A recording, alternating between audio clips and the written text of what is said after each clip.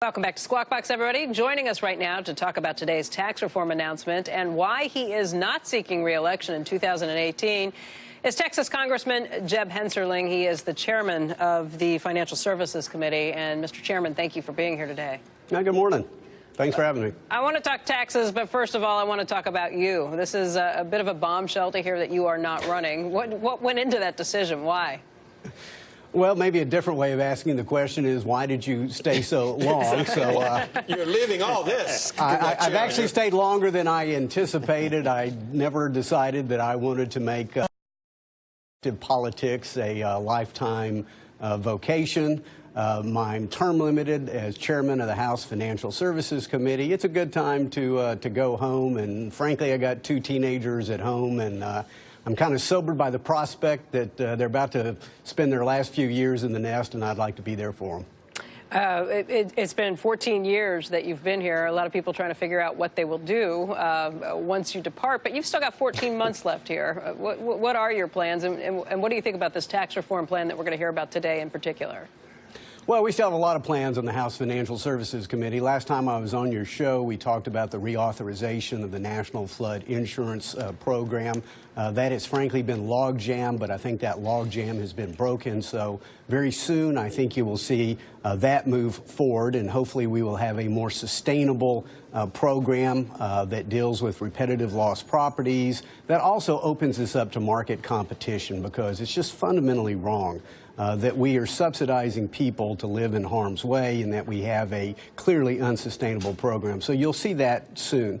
Next, I think this is the Congress that after tax reform, we can take on the great unfinished business of the financial crisis, and that is reform of our housing finance system. Think Fannie and Freddie. I want to do it. My counterpart in the Senate wants to do it. Secretary Mnuchin wants to do it. So I think there is an increasing consensus this has to get done. We can't have a government-dominated system without innovation that still leaves the taxpayers on the hook for trillions of dollars and, frankly, repeating a lot of the same mistakes of the past. But right now, today is tax reform day. Number one, I don't know all the details because it's not within my committee's jurisdiction. But if I did know all the details, I think they're still embargoed to about 11 o'clock.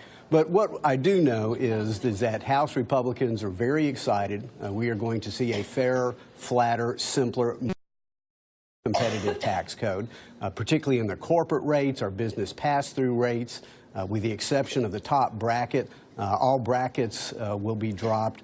I think for individuals, a much simpler tax code that they can fill out on a postcard.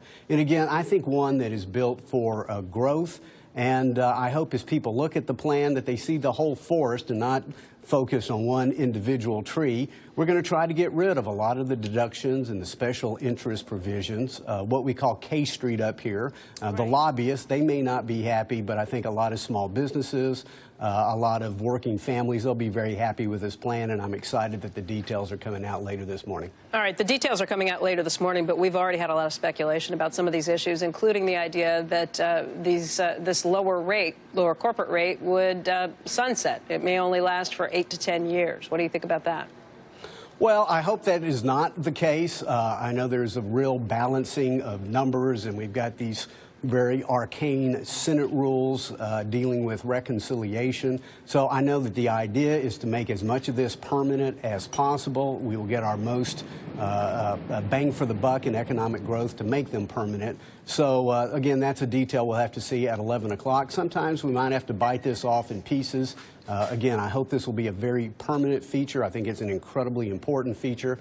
I guess stay tuned till 11 o'clock.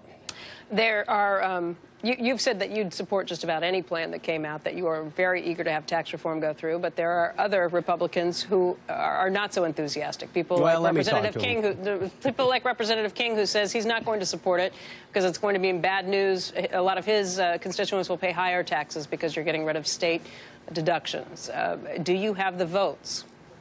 Oh, I think we will have the votes, and what I would encourage all my colleagues to look at is think about the difference between 3 and 3.2 economic growth versus 1.5% to 2% economic growth under the Obama plan. That's going to be a huge difference to all working families. So again, I would encourage my colleagues to look at the whole picture. I mean, we are now finally, after almost a decade, seeing wages rise for working people.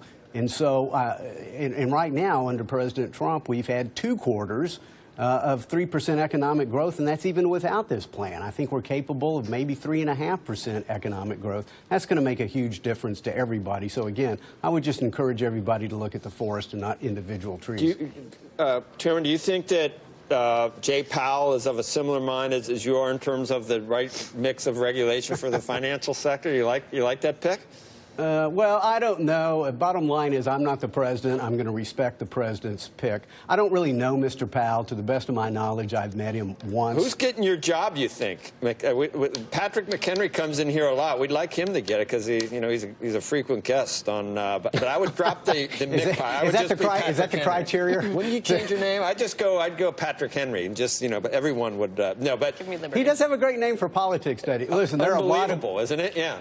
Well, as I eventually ride off into the sunset, I ride with the confidence that there are great people who can follow me as chairman of this committee. Patrick McHenry is clearly one of them. Yeah. We have a number of good subcommittee chairs. So that is not something I'm worried about. And guess what? It's not my decision. Could be him. Actually, I don't know if it's great to be named after one of our founding fathers anymore. That's up for debate at this point. Anyway, we'll miss you. Well, thank you. One of my favorite. You can kick me around for 14 more months, though. I'll be around. Finally, someone figures out that your name isn't Jim and it's Jeb, and now you're leaving. When we finally figured it out. Well, this president figured it out as well as with President Trump yesterday, and he got my name right the very first time. He did the first time. Excellent. First time, Joe. Man, you were pretty. You're out there. We'll miss you. So, but we got 14 months. You got 14 months. Parting is such sweet sorrow. Anyway. All right. Thank you.